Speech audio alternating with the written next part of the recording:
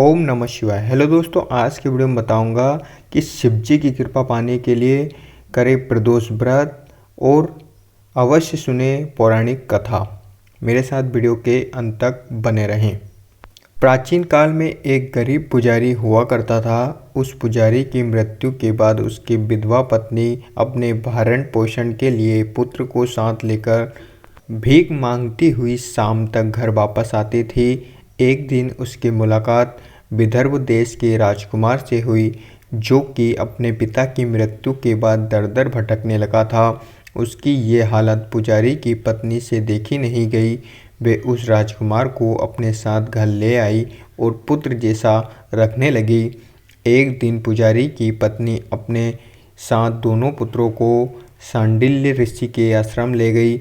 वहाँ उसने ऋषि से शिव जी की प्रदोष व्रत की कथा एवं विधि सुनी तथा घर जाकर अब वे भी प्रदोष व्रत करने लगी। एक बार दोनों बालक वन में घूम रहे थे। उनमें से पुजारी का बेटा तो घर लौट गया, परंतु राजकुमार वन में ही रह गया।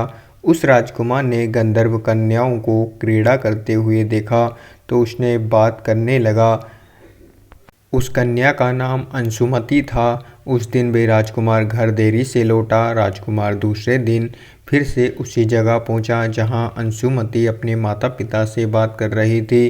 तभी अंशुमति के माता पिता ने उस राजकुमार को पहचान लिया तथा उसने कहा कि आप तो विदर्भ नगर के राजकुमार हो ना, आपका नाम धर्मगुप्त है। अंशुमति के माता पिता को वे राजकुमार पसंद आया और उन्होंने कहा कि शिव जी की कृपा से हम अपनी पुत्री का विवाह आपसे करना चाहते हैं। क्या आप इस विवाह के लिए तैयार हैं? राजकुमार ने अपनी स्वीकृति दे दी तो उन दोनों का विवाह संपन्न हुआ। बाद में राजकुमार ने गंधर्व की विशाल सेना के साथ विदर्भ पर हमला किया और घमासान युद्ध कर विजय प्राप्त की तथा पत्नी के साथ राज्य करने लगा। वहाँ उस हाल में वे पुजारी की पत्नी और पुत्र को आदर के साथ ले आया तथा साथ रखने लगा। पुजारी की पत्नी और पुत्र के सभी दुख व दरिद्रता दूर हो गई और वे सुख से अपना जीवन व्यतीत करने लगे।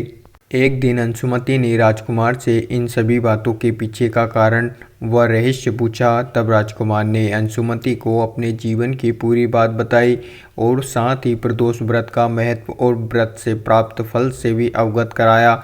उसी दिन से प्रदोष व्रत की प्रतिष्ठा व महत्व बढ़ गया तथा मान्यता अनुसार लोग ये व्रत करने लगे।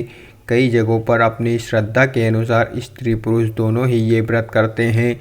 इस व्रत को करने से मनुष्य के सभी कष्ट और पाप नष्ट होते हैं एवं मनुष्य को अभिष्ट की प्राप्ति होती है। इसी कथा समाप्त होती है। अगर आपको वीडियो अच्छी लगी हो तो like share comments and subscribe करना ना भूलें। Thank you so much all of you.